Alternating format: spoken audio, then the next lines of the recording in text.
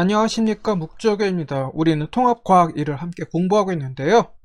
지난 시간에 이어서 이번 시간에도 원소의 주기성에 대해 함께 살펴보도록 하겠습니다. 자, 원자는 어떻게 구성되어 있을까요? 여러분들 상식으로 다 알고 있죠? 다시 한번 살펴보면요, 전기적으로 중성인 원자는 양전하를 띠고 있는 원자핵하고요, 음전하를 띠고 있는 전자로 구성되어 있죠. 그리고 원자핵은 다시 양성자와 중성자로 이루어져 있습니다. 원자핵은요, 전기적으로 양전하를 띠고 있죠. 그렇다고 해서 양성자와 중성자가 모두 양전하를 띠고 있느냐 하면은 그건 아니죠. 양성자는 양전하를 띠고 있지만 중성자는 그냥 정기적으로 중성입니다. 그래서 양성자는 플러스 전하를 띠고 있어서 이름이 양성자고요. 중성자는 전기적으로 중성이기 때문에 이름도 그냥 중성자라고 합니다. 원자는 전기적으로 중성이죠. 왜 그러냐면은 양성자가 양전하, 즉 플러스 전하를 띠고 있는데 양성자의 전하량 합과 또 전자가 갖고 있는 음전하의 합이 같기 때문이죠. 전자는 마이너스 전하 띠고 있는 거는 여러분들 기초 상식으로 알고 있는 사실이고요. 그래서 양성자의 전하량 합과 전자의 음전하의 전하량 합이 서로 같아서 전기적으로 중성을 띠고 있기 때문에 원자 역시 전기적으로 중성이죠. 양성자 한 개의 전하량하고 전자 한 개의 전하량은 크기가 어떨까요? 네, 서로 같죠. 크기는 같지만 부호만 하나는 플러스, 하나는 마이너스 이렇게 다를 뿐이죠. 그래서 전기적으로 중성인 원자에서 양성자 수와 전자 수는 서로 같습니다. 예를 들어서 수소는 원자 번호가 1번이죠. 이는 양성자 수가 1개이고요. 그 다음에 전자 수도 1개입니다. 그래서 양성자 수 1개, 그 다음에 음전하를 띠고 있는 전자 수 1개이기 때문에 전기적으로 중성이죠. 또 탄소 원자 예로 들어볼게요. 탄소 원자는 원자 번호가 6번입니다. 원자 번호가 6번이라는 소리는 탄소 원자의 양성자 수가 6개라는 소리죠. 그리고 음전하를 띠고 있는 전자의 개수 역시 몇 개요? 6개죠. 그래서 양성자 수 6개, 그 다음에 전자 수 6개이기 때문에 탄소 원자는 전기적으로 중성을 띌 수가 있는 거죠. 원자의 종류에 따라서 양성자 수는 다르다는 것을 우리가 알 수 있죠. 그래서 양성자 수로 원자 번호를 결정을 합니다. 그래서 수소는 양성자 수가 1개이기 때문에 원자 번호가 1번이고 탄소는 양성자 수가 6개이기 때문에 원자 번호가 6번이죠. 이 점을 다시 한번 염두에 두시기 바라고요. 그런데 원자의 양성자 수하고 원자의 전자 수가 늘 일치한 건 아닙니다. 항상 일치하는 건 아니죠. 그러면은 그 원자는 이제 전기적으로 양전하를 띠거나 음전하를 띠겠죠. 이런 상태를 뭐라고 하느냐 하면은 이걸 우리는 이온 상태라고 얘기를 하죠. 앞 시간에서 살펴본 일적 원소인 알칼리의 금속은 전자 하나를 내놓고 양이온이 되려고 하는 성질이 강하고요. 그리고 앞 시간에서 배웠죠. 17족 원소인 할로겐 원소들은요, 전자 하나를 받아들여서 마이너스 1가의 음이온이 되려고 합니다. 알칼리 금속인 리튬 원자가 이온 상태가 되면 리튬의 양성자 수는 3개지만 전자 개수는 2개가 되죠. 그래서 전자 개수가 1개 부족하기 때문에 리튬 원자는 이제 전기적으로 양전하인 리튬 이온 상태가 되는 거죠.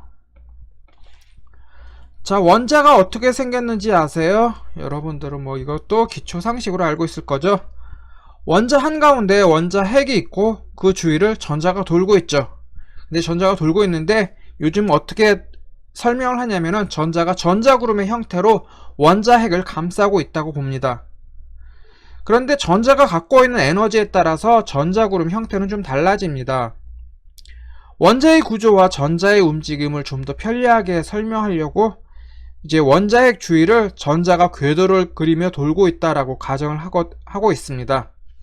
이거는 실제 이렇게 원자가 이렇게 태양계 주위를 행성이 도는 것처럼 일정한 궤도를 도는 게 아니라 방금 전에 얘기한 것처럼 전자구름의 형태로 원자 핵을 이제 감싸고 있는데요, 전자가.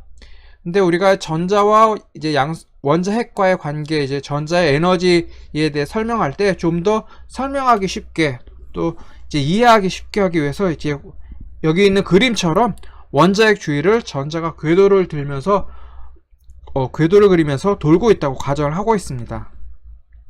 그리고 그 궤도는 하나만 있는 게 아니라 여러 개가 있습니다. 이는 학습의 편의를 위해서가 아니라 그동안 사람들이 또 그렇게 생각해 오기도 했죠. 전자가 원자핵 주위를 도는 궤도를 전자 껍질이라고 합니다. 근데 전자는 태양계 안에 있는 행성처럼 일정한 궤도를 도는 게 아니라서요, 중심에서 그 궤도까지 거리가 같은 곳이면 전자는 어느 곳이든 이제 있을 수가 있습니다. 그래서 전자 궤도가 아닌 껍질로 보고 있는 거죠. 조금 전에 얘기한 것처럼 이제 원자핵 주위를 전자가 이제 전자구름 형태로 감싸고 있다라고 했잖아요. 그 전자구름의 형태를 우리는 도대체 전자 껍질로 보고서 파악을 하고 있는 거죠. 덴마크의 물리학자 닐스 보어라는 과학자가 있습니다. 그 닐스 보어는요, 원자핵 주위를 전자가 원형 궤도를 따라 돌고 있다는 가설을 내세웠습니다. 그래서 닐스 보어의 원자 모형에 따르면요, 전자는 특정한 에너지 준위를 갖는 궤도를 따라서 운동을 하고 있습니다. 그리고 일정한 궤도를 따라서 움직이고 있는 그 궤도를 하나 이렇게 다 묶어 하나로 이렇게 모아놓으면 그걸 전자 껍질이라고 우리가 이름을 붙이고 있죠. 근데 전자 껍질은 이제 그 같은 전자 껍질 안에서는 그 전자의 에너지 준위는 모두 같습니다. 그 다음에 에너지 준위라는 말이 나오는데요, 에너지 준위가 무슨 말이냐면 전자가 갖고 있는 특정한 에너지 값을 얘기하고 있죠. 예를 들어서 전자가 원자핵과 가장 가까운 곳에 있는 첫 번째 궤도에 있다고 하면은요, 그 전자의 에너지 준위 값은 마이너스 13 일렉트릭 볼트라고 얘기를 하고 있습니다. 그리고 전자 껍질의 에너지 준위는요, 원자핵과 가까울수록 낮습니다. 그래서 원자핵과 가까울수록 전자는 점점 안정된 상태에 있게 되는 거죠. 그래서 전자가 원자핵과 먼 궤도에 있다면요, 에너지를 방출하고 원자핵과 가까운 궤도로 이동하려고 합니다. 그래서 전자가 이제 전자 껍질이 첫 번째 전자 껍질, 그러니까 원자핵과 가장 가까운 궤도를 돌고 있을 때, 그 궤도가 이제 첫 번째 궤도일 때, 즉 n이 1일 때, 그 궤도가 이제 1일 때 이제 에너지 준위는 여기 나와 있는 것처럼 마이너스 13.6 일렉트릭 볼트고요. 두 번째 궤도에 있을 때, 즉 두 번째 전자 껍질에 그 전자가 있을 때 그 전자의 에너지 준위는 여기 나와 있죠. E2는 마이너스 3.4 전자 볼트라는 에너지 값을 갖고 있습니다. 여기서 일렉트릭 볼트라고 있는 거는 이제 전자 볼트라고 했어요. 원자핵에서 전자의 에너지 단위입니다. 원자에 이제 전자가 배치가 되는데, 이게 그냥 아무렇게나 막 배치가 되는 게 아니라 이제 배치가 되는 규칙이 있습니다. 그 규칙에 따라서 전자는 이제 원자핵과 가까운 쪽부터 이 차례차례 이제 배열이 되는 거죠. 전자는 원자핵과 가까울수록 에너지 준위가 낮고 안정된 상태에 있습니다. 그래서 전자는 될 수 있으면 원자핵과 가까운 전자 껍질로 이동하려고 하죠. 그럼 전자는 모두 원자핵과 가까운 곳에 가까운 전자 궤도인 n=1인 그 전자 껍질에 있어야 할 텐데, 실상은 그렇지 않죠. 전자 껍질이 이렇게 여러 개가 있으면은 그 껍질별로 여기 그림 보면은 이제 가장 가까운 껍질서부터 가장 먼 껍질까지 이제 각각에 대해서 전자가 있습니다. 근데 왜 원자핵과 가장 가까운 곳에 있는 여기가 제일 안정된 상태인데 여기 있지 않고 이렇게 퍼져 있느냐 하면은요, 전자 껍질 각각은 수용할 수 있는 전자 개수가 정해져 있기 때문입니다. 원자핵과 가장 가까운 전자 껍질이라고 해서 여기가 안정된 상태라고 해서 전자가 모두 이리 가려고 해도요, 이 첫 번째 전자 껍질에서 받아들일 수 있는 전자의 개수가 정해져 있기 때문에 거기에 들지 못하는 전자들은 그 다음 이제 전자 껍질에 이제 거기서 둥지를 틀어야 하는 거죠. 원자 번호 1번인 수소는 전자가 한 개밖에 없어서 전자가 가장 안정된 상태엔 원자핵과 가장 가까운 궤도에 있어도 문제될 게 없습니다. 어차피 전자가 한 개밖에 없으니까요. 그런데 우라늄이라는 원자는요, 원자 번호가 어떻게 되냐면 92번이거든요. 그러면 원자 번호가 92라는 소리는 전자 개수도 역시 92개, 92개라는 소리죠. 92개의 전자가 모두 n=1인 첫 번째 전자 껍질에 있으려면 너무 복잡하겠죠. 이 그림에 이제 우라늄의 이제 원자 모형이 나타나 있는데, 한눈에 보더라도 여기 가장 원자핵과 가장 가까운 궤도는 이제 크기도 작고 이 반지름이 또 작잖아요. 그러면 이 원핵 둘레도 작을 텐데, 여기에 전자 92개가 모두 들어서기에는 좀 힘들겠죠. 좋은 학교에 진학하고 싶은 학생이라면 다들 학군지에서 이제 거기 학군지에 있는 학교 다니면서 공부하고 싶어질 겁니다. 그래야 일명 뭐 쭉쭉 뭐 명문대라고 우리가 일컫는 학교에 이제 갈 가능성이 좀 높아지잖아요. 하지만 우리나라 전체 학생 중에서 학군지라고 일컫는, 이제 까놓고 얘기해서 학군지라고 일컫는 강남 학군지에 있는 학교에 다니는 학생 수는 소수에 지나지 않죠. 왜 그럴까요? 그건 강남에 있는 아파트나 단독주택 수가 한정돼 있어서 거기에 살 수 있는 사람 수가 정해져 있고요. 또 무엇보다도 강남 8학군에 있는 학교 수가 이제 그 학교가 받아들일 수 있는 학생 수 역시 정해져 있죠. 무엇보다도 강남에 있는 학교가 받아들일 수 있는 학생 수가 이게 정해져 있잖아요. 그래서 대한민국에 있는 모든 학생들을 이제 강남에 있는 학교 몇몇 학교가 다 받아들일 수가 없잖아요. 이와 마찬가지로요, 원자핵을 감싸고 있는 전자껍질도 받아들일 수 있는 전자수는 정해져 있고 일정한 규칙에 따라서 전자를 배치를 합니다. 그리고 그 규칙이 뭔지 이제 살펴보면요, 전자는 원자핵과 가까운 전자껍질부터 차례로 채워집니다. 이건 당연한 소리겠죠. 원자핵과 가장 가까운 전자껍질이 에너지 상태가 가장 낮고 그만큼 안정된 상태이기 때문에 여기서부터 전자가 차례로 이게 채워질 겁니다. 그리고 각 전자 껍질에 최대로 채워질 수 있는 전자수는 정해져 있습니다. 그래서 그 껍질의 어떤 원자핵과 가장 가까운 전자 껍질부터 이제 전자가 이제 다 채워지면은 전자는 그 다음 전자 껍질, 그 다음 전자 껍질, 여기에 이제 전자가 이제 채워지겠죠. 친구 여러분들은 대부분 상급 학교에 진학하고 싶을 거예요. 그리고 이왕이면은 어디죠? 여기 그림에 나와 있는 것처럼 서울대 가고 싶어 할 거 아니에요. 근데 실상은 서울대 이제 가는 학생은 아주 극소수에 불과하죠. 왜냐하면은 뭐 무조건 공부를 이제 성적이 안 돼서 못해서, 그것도 이런 이유가 있지만 무엇보다도 서울대 입학 정원은 3,700명이 조금 넘습니다. 근데 이제 해마다 이제 수능 시험을 치르는 학생들 수는 수십만 명이잖아요. 당연히 학생 수는 이제 서울대에 가고 싶어 하는 학생 수는 수십만 명인데 서울대가 받아들일 수 있는 학생 수는 3,700을 조금 넘으니까 나머지 학생들은 서울대가 아닌 다른 학교에 갈 수밖에 없겠죠. 전자 껍질도 각 껍질마다 받아들일 수 있는 전자 개수가 정해져 있습니다. 그래서 전자들 모두 가장 안정된 상태의 전자 껍질이 있지 못하고 바깥쪽 전자 껍질에 머물 수밖에 없는 거죠. 첫 번째 전자 껍질에서는 이제 받아들일 수 있는 전자의 개수가 2개입니다. 그러니까 최대 2개까지만 전자를 받아들일 수가 있고요.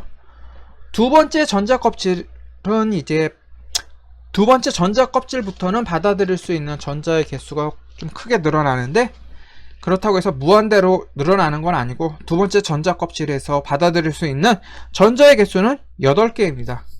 8개가 다 찼어요. 그러면은 나머지 전자들은 세 번째 전자 껍질로 이동해서 거기서부터 또 차례대로 이렇게 채워가겠죠. 안정된 상태에 있으려면은 이제 뭐 세 번째, 네 번째, 다섯 번째 역시 안정된 상태에서 이제 채울 수 있는 전자의 개수는 8개인데요. 이제 세 번째, 네 번째, 다섯 번째 이런 데는 이제 전자 껍질이 조금 복잡해져서 최대로 채울 수 있는 전자의 개수는 더 큽니다. 이제 8개 이상인데요. 안정적으로 채울 수 있는 전자의 개수는 8개고요. 이거는 이제 화학 시간에 배울 거고, 통합 과학 시간에는 그냥 두 번째 전자 껍질에서 받아들일 수 있는 전자의 개수는 8개다. 여기까지만 알아두시면 되겠습니다. 여기 그림에 나와 있는 표가 뭔지 아시죠? 주기율표예요. 지난 시간에 주기율표에 대해서 살펴봤고, 이거 여러분들 이제 학교 다니는 시간에 종종 보게 될 겁니다.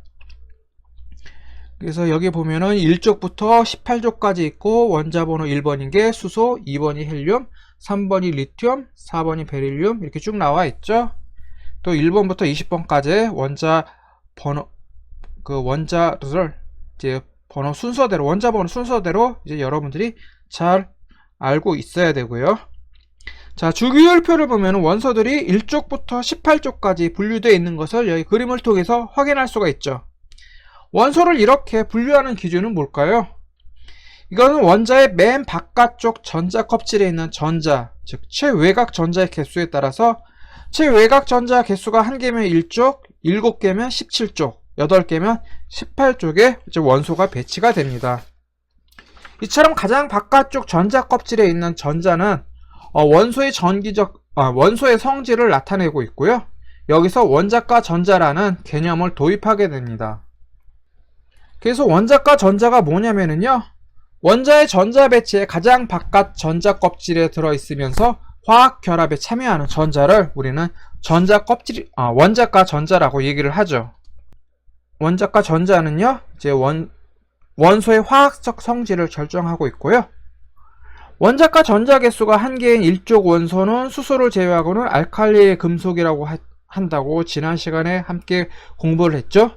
그 다음에 원자과 전자 개수가 7개인 17족 원소는 할로겐 원소로 분류가 됩니다.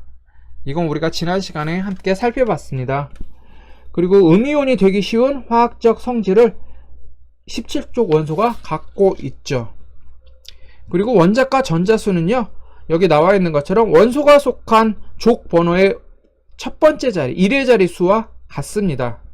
예를 들어서 알칼리 금속을 보면은요, 알칼리 금속은 1족 원소잖아요. 그래서 최외곽 전자가 하나가 있습니다. 그래서 알칼리 금속은 전자 하나를 빼놓고 양이온이 되려고 하죠. 즉 전자 하나를 내놔야 이제 맨 바깥쪽에 있는 바깥쪽 전자 껍질에 있는 전자수가 모두 채워져서 안정 상태에 있기 때문에 될 수 있으면은 전자 하나를 내놓고 양이온이 되려고 하죠. 그래서 외부의 원소와 잘 반응해서 이제 산소와 물과 잘 반응을 하기 때문에 알칼리 금속 같은 경우는 이제 액체 파라핀이나 액체 석유에 넣어서 보관한다고 그러죠. 자, 그럼 17족 원소는요, 17족 원소를 할로겐 원소라고 하죠. 할로겐 원소는 맨 바깥쪽 전자 껍질에 있는 전자수가 7개입니다. 조금 전에 두 번째 전자 껍질이 받아들일 수 있는 전자의 개수는 8개라고 했잖아요. 근데 여기는 7개예요. 그래서 될 수 있으면은 나머지 하나 더 이제 받아들일 수 있으니까 전자 하나 더 받아들여서 안정된 상태에 있으려고 하잖아요. 그래서 할로겐 원소는 전자 하나를 더 받아들여서 마이너스 1가의 음이온이 되려고 하죠. 수소는 알칼리 금속은 아니지만 1족 원소죠. 그리고 원자 번호가 1번이고요. 원자 번호가 1번이라는 것은 이제 전자가 하나밖에 없다라는 소리고요. 수소는 그러니까 전자가 1개밖에 없으니까 원자과 전자수는 1이 될 겁니다. 그리고 탄소의 원자 번호는 몇일까요? 여기 표에 나와 있듯이 6이라고 되어 있죠. 탄소의 원자 번호는 6번입니다. 이 소리는 양성자 수가 6개, 그리고 거기에 대응하는 전자수 역시 6개라는 소리죠. 자, 6개의 전자가 탄소의 이제 전자 껍질에 쭉 배열이 되는데요. 가장 안쪽에는 전자가 2개가 들어가겠죠. 첫 번째 전자 껍질에 들어갈 수 있는 전자 개수는 2개라고 했으니까요. 그럼 2개가 이제 첫 번째 전자 껍질에 들어가면은 이제 4개가 남겠죠.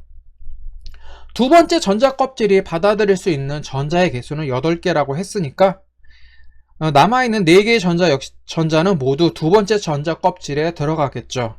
4개 정도는 충분히 받아들일 수 있으니까요.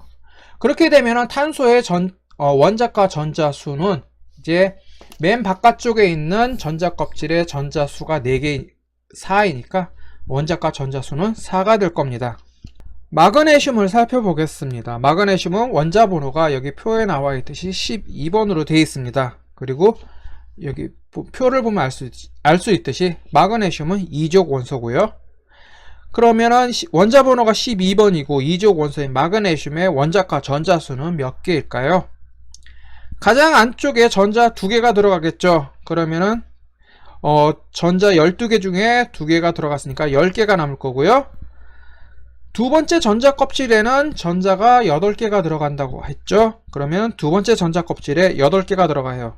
그럼 첫 번째와 두 번째 전자 껍질에 모두 10개의 전자가 들어가니까 남은 전자 개수는 몇일까요? 2개가 되겠죠. 남은 전자는 어디로 가냐 하면은 첫 번째, 두 번째 전자 껍질이 꽉 찼으니까 세 번째 전자 껍질로 가서 거기에 이제 전자가 배치가 될 겁니다.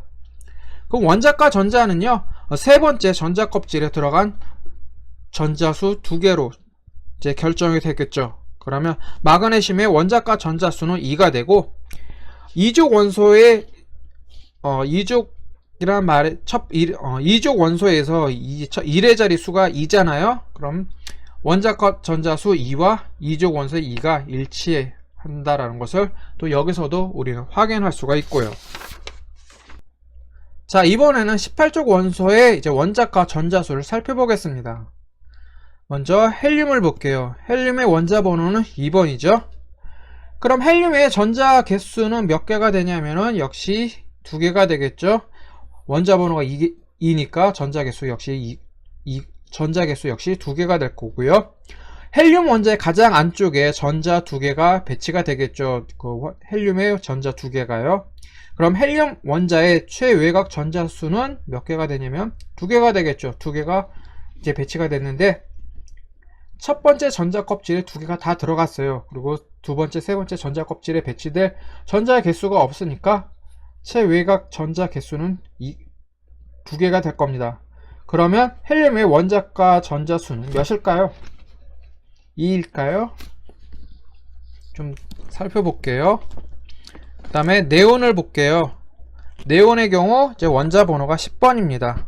네온이 뭔지는 아시죠? 여러분들 밤거리 걸어가면은 네온 사인 불빛 많이 보죠? 네온 사인에 있는 네온의 바로 이 네온입니다. 원자 번호 10번인 네온 원소를 가지고서 만든 불빛이 네온 사인이고요. 그래서 네온이라는 원소가 전혀 낯설지는 않겠죠. 뭐 밤거리 가면서 많이 보니까요. 네온은 원자 번호가 10번이니까 가장 안쪽에 전자가 2개 들어가고 나머지 8개가 두 번째 전자 껍질에 채워지겠죠. 자, 두 번째 전자 껍질이 이제 8개의 전자를 받아들일 수가 있는데 네온의 경우 8개 남아있는 8개의 전자가 모두 두 번째 전자 껍질에 배치가 됐습니다. 그럼 네온의 경우 원자과 전자수는 몇일까요? 주기율표 맨 오른쪽에 있는 원소가 바로 18족 원소입니다. 여기에 주기율표 보면 알 수가 있죠. 이 주기율표 맨 오른쪽에 있는 18족 원소들은요, 맨 바깥쪽 전자 껍질을 전자들로 모두 채웠다라는 특징을 갖고 있습니다. 1족 알칼리 금속처럼 전자 하나가 남는 것처럼 보이거나 17족의 할로겐 원소들처럼 전자 하나가 부족해 보이지 않고 안정된 모습을 보이고 있는 게 바로 18족 원소들의 특징이죠. 그래서 실제로 18족 원소들은요, 가장 바깥쪽 전자 껍질에 전자가 모두 채워져 있어서 다른 원소와 거의 반응하지 않습니다.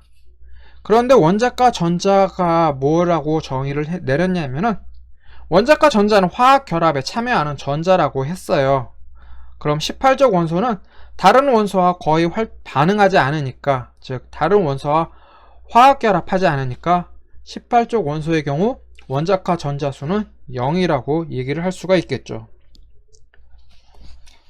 18족 원소 같은 경우는 다른 원소와 이제 반응하지 않기 때문에 이제 비활성 기체라고 합니다. 여기 헬륨, 네온, 아르곤 같은 경우는 기체거든요. 그래서 이런 원소들을 비활성 기체라고, 이제 그래서 다른 원소와 반응하지 않는다고 이제 얘기를 하죠.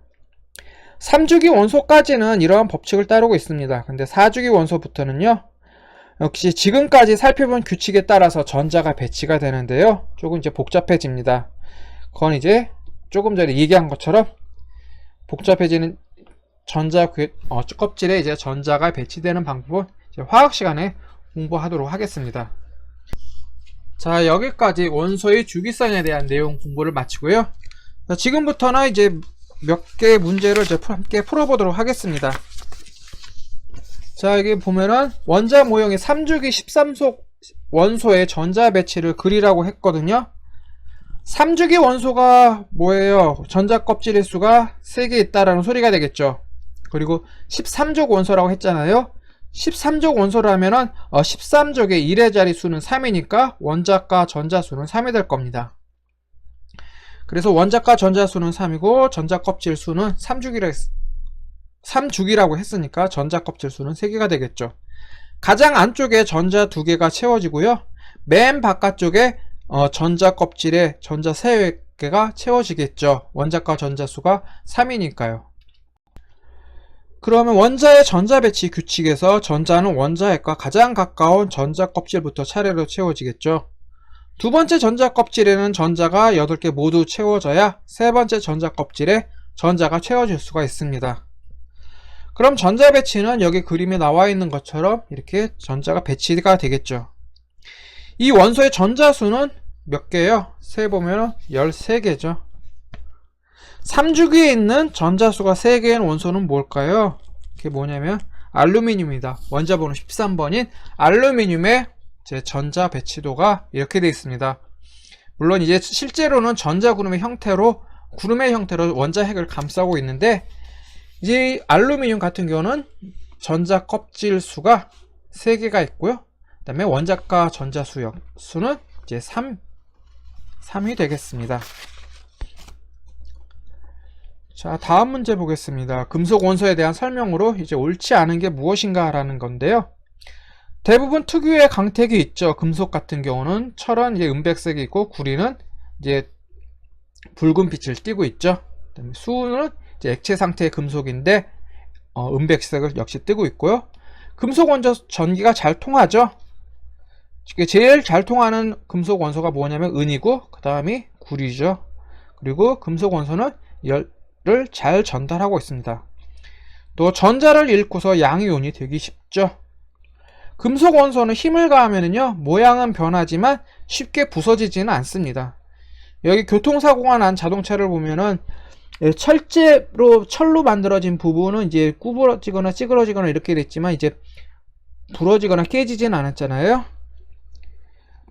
그것은 금속 원소의 특징이 외부에 힘을 가하면은 이게 모양이 변하기는 해도 쉽게 부서지지 않기 때문입니다. 그러면 이 문제에서 금속 원소에 대한 설명으로 옳지 않은 것은 5번, 외부에서 힘을 가하면 쉽게 부서진다.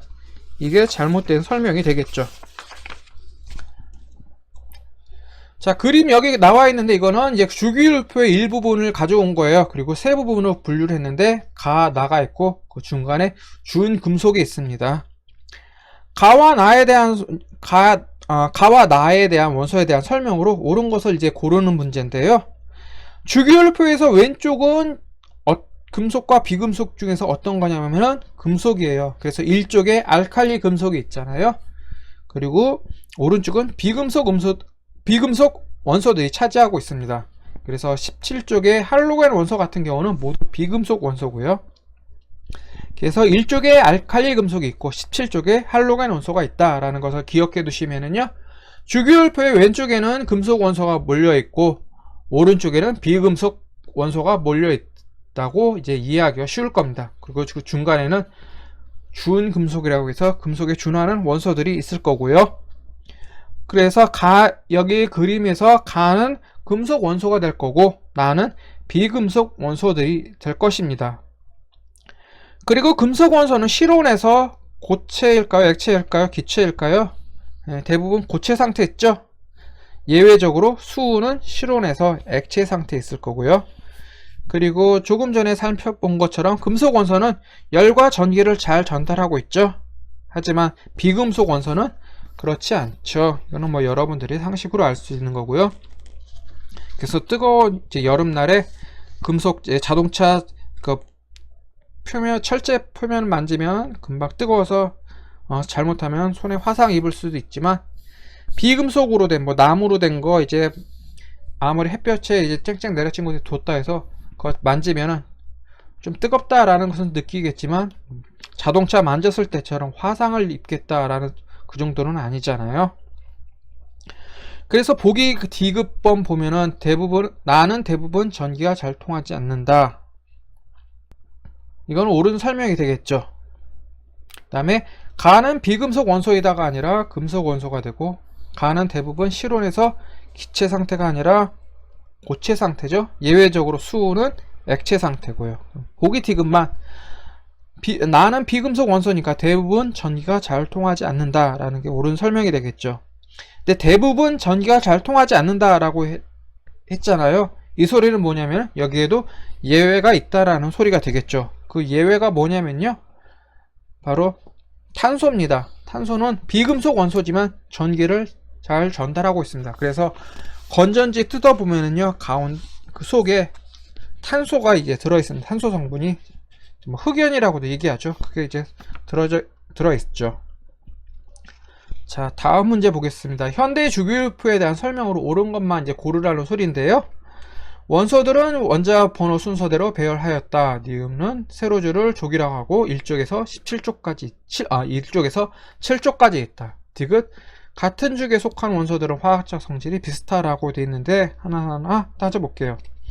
현대 주기율표는 원소를 원자 번호 순서대로 나열하고 있죠. 그래서 1번부터 20번까지 원소를 외우라 라고 얘기를 하고 있잖아요.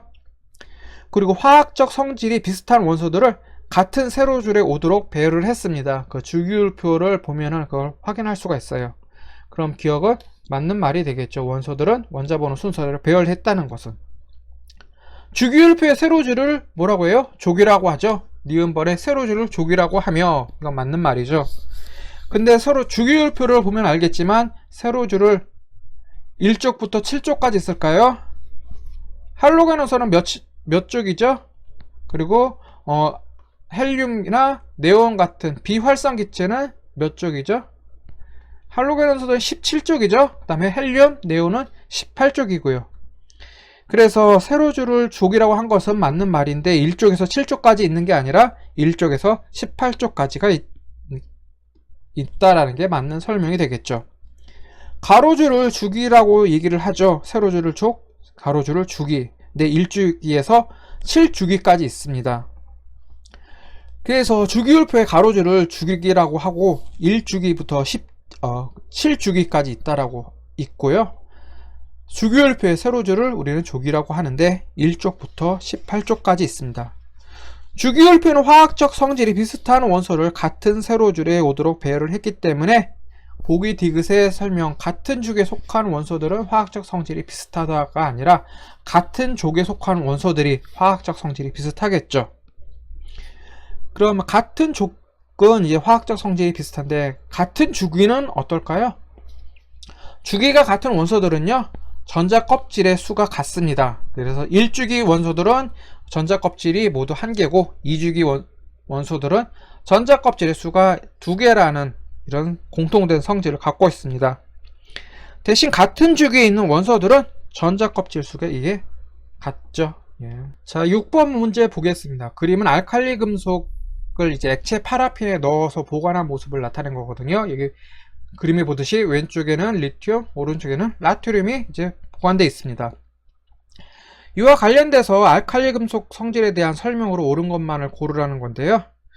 리튬의 원자 번호는 몇이에요? 3번이죠. 그 다음에 나트륨 원자 번호가 11번이고요. 알칼리 금속이니까 리튬과 나트륨 모두 알칼리 금속이니까 1쪽에 속하고 있습니다. 1쪽은 알칼리 금속이라고 하잖아요. 알칼리 금속에 속하는 원소들을 보면은요, 여기 그림에 나와 있는 원자 번호 3번인 리튬이 있고요. 11번인 나트륨이 있습니다. 그리고 원자 번호 19번을 칼륨인데요. 칼륨 역시 일종의 알칼리 금속입니다. 칼륨 같은 경우는 우리가 포타슘이라고도 얘기를 합니다. 참고로 알아두세요. 그리고 알칼리 금속에 원자 번호 37번인 르비듐이 있고요. 원자 번호 55번인 세슘 역시 알칼리 금속에 속합니다. 알칼리 금속은 우리가 앞에서 살펴본 것처럼 반응성이 크고 전자 한 개를 잃고서 양이온이 되기 쉽다라는 성질을 갖고 있죠. 알칼리 금속은 공기 중의 산소와 빠르게 반응해서 광택을 잃고요. 실온에서는 물과 격렬하게 반응해서 수소 기체를 발생시킵니다. 산소와는 빠르게 반응하고요. 물과는 격렬하게 반응을 하고 있어요. 그래서 물과 격렬하게 반응한 알칼리 금속은 이제 물 속에 녹아 있겠죠. 알칼리 금속에 녹아 있는 그 수용액은 염기성을 띠고 있습니다. 알칼리 금속이니까 당연히 알칼리성을 띠고 있겠죠. 그리고 알칼리를 우리는 또 다른 말로 염기성이라고도 얘기를 하잖아요. 알칼리 금속이니까 당연히 알칼리성, 즉 염기성을 띠고 있겠죠. 이런 알칼리 금속의 특징을 생각하고서 보기, 기억, 니은, 디귿을 보면은 다 맞는 설명이죠. 공기 중에 산소와 빠르게 반응하고 실온에서 물과 격렬하게 반응하고 수용액은 염기성을 띠죠. 그럼 기억, 니은, 디귿이 다 맞으니까 답은 5번이 될 텐데요. 이 완자, 즉 완전 자율학습의 완자 책을 보니까 디귿은 틀렸다고 합니다. 틀린 이유로 설명한 게 알칼리 금속이 물과 반응한 수용액은 염기성을 띠지만 이는 알칼리 금속을 액체 파라핀에 넣어 보관하는 것과는 관련이 없다고 적었습니다. 그 틀린 말은 아니죠. 물론 알칼리 금속을 액체 파라핀에 넣어서 보관하는 것 맞긴 맞는데 이것하고 알칼리 금속이 물과 격렬하게 반응해서 수용액을 염기성을 띠고 있기 때문에 이건 조금 관련이 없죠. 그러니까 둘 다 맞는 말이죠. 문제를 조금 애매하게 출제를 했는데요. 그러니까 여기서 의도한 바는 액체 파라핀에 넣은 이제 알칼리 금속은 물과 반응한 후 수용액은 염기성을 띠지를 않는다. 이미 액체 파라핀 속에 있기 때문에 물과 반응해서 그 수용액이 염기성을 띠지는 않는다. 그걸로 이제 얘기하라는 것 같아요. 즉, 이것은 이제 보기 디귿번의 설명은 이제 액체 파라핀 속에 있는 게 아니라 공기 중에 놓여 있는 그 알칼리 금속의 성질을 말하는데 액체 파라핀 속에 놓여 있는 알칼리 금속은 물과 반응해서 염기성을 띠지는 않는다. 이미 액체 파라핀 속에 있기 때문에 물과 반응할 리가 없겠죠. 그런 의도로 출제를 한 것 같은데요. 이거 조금 문제가 애매하네요. 자, 그림은 원자 X의 전자 배치를 모형으로 나타냈어요. 근데 이 원소 X에 대한 설명으로 옳은 것만을 이제 고르라는 소리인데 원자의 전자 껍질은 몇 개가 있냐면은 2개가 있죠. 여기 그림을 보면은요. 그림에 원소 X의 전자 껍질 수는 지금 2개가 있습니다. 전자 껍질 수가 2개라는 것은 2주기 원소라는 소리가 되겠죠. 1주기는 전자 껍질 수가 1개, 2주기는 2개, 3주기 원소는 전자 껍질 수가 3개가 되겠죠. 그래서 앞에서 문제 풀면서 확인했던 내용을 다시 한번 살펴보면은 같은 족에 있는 원소들은 원자과 전자수가 모두 같고요. 같은 족에 있는 원소들은 전자 껍질 수가 모두 같습니다. 그리고 전자 껍질에 들어갈 수 있는 전자의 개수는 정해져 있다라고 했죠. 첫 번째 전자 껍질에는 전자수가 2개가 들어가고 두 번째 전자 껍질에는 전자가 8개가 들어갈 수 있습니다. 문제에서 전자 껍질은 2개가 있고 이 원소 X는 전자 껍질 수가 2개니까 2주기 원소라는 것을 추측할 수가 있고요. 그리고 양성자 수는 전자수와 같다라고 했잖아요. 그래서 원자는 전기적으로 중성을 띠고 있고요. 전자 개수는 모두 8개니까 양성자 개수 역시 8개가 되겠죠. 양성자 수가 8개니까 이 원소의 원자 번호는 8번이 될 겁니다. 원자 번호 8번인 원소가 뭐예요? 산소죠. 산소는 원자 번호가 8번이에요. 원자과 전자는 원소의 화학 결합에 참여하는 전자고, 맨 바깥쪽에 있는 전자 껍질에 있는 전자를 말하잖아요. 한 예외적으로 18쪽 원소는 원자과 전자 수가 0인데, 왜냐하면 18쪽 원소들은 다른 원소와 반응하지 않기 때문에 원자과 전자 수가 없죠. 그래서 헬륨은 이제 최외곽 전자수가 2개니까 원자과 전자수가 2고, 네온은 최외곽 전자수가 8개니까 원자과 전자수가 8이다. 이게 아니라 18쪽 원소 같은 경우는 비활성 기체, 즉 다른 원소와 반응하지 않는, 거의 반응하지 않는 원소들이기 때문에 다른 원소와 반응하는 화학 반응을 일으키는 전자가 없어요. 그러니까 원자과 전자수 역시 0이라는 소리죠. 그런데 여기 그림에 나와 있는 원소 X는 원자 번호가 8번인 산소잖아요. 원자 번호 8번인 산소의 원자과 전자수는 몇 개일까요? 세보면 되겠죠. 바깥쪽, 즉 전자 껍질에 전자가 6개가 들어있으니까 그러니까 두 번째 전자 껍질에 전자가 6개 들어있으니까 원자과 전자수는 6개가 될 겁니다. 그럼 보기에서 맞는 설명을 한 거는 기억 하나가 되겠죠. 여기 원자 번호 8번인 산소의 전자 껍질 개수는 2개니까 2주기 원소고, 양성자 수는 8이죠. 전자의 개수가 8개니까 양성자 수 역시 8개가 될 거고, 원자과 전자 수는 8이 아니라 6이 되겠죠.